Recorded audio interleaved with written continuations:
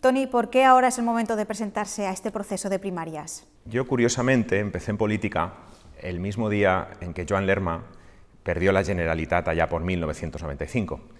Desde ese momento he visto como en estos últimos 20 años hemos intentado hacer muchas cosas, hemos intentado cambiar el rumbo, incluso cambiar de personas en nuestro partido para ganar la confianza de los valencianos. Pero los valencianos ya no pueden esperar más. Ahora es el momento.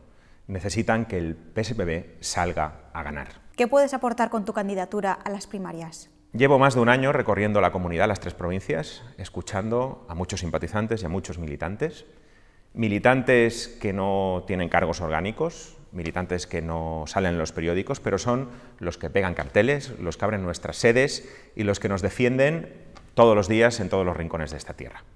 Ellos lo que me trasladan es que hay que devolver la política a su estado natural, hay que devolver la política a servir y hay que devolver la política al sentido común. ¿Qué plan tienes para dar a conocer tus ideas en este proceso?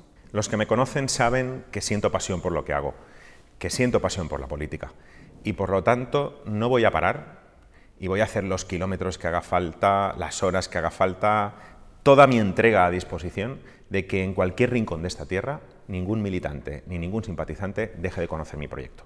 ¿Qué consejo te dan los militantes cuando hablas con ellos? Que no cambie, que sea fiel a mis principios, que sea auténtico y que no deje de aplicar esa máxima que repito muchas veces y que me enseñó un militante socialista que dice que cuando uno hace lo que cree, siempre gana.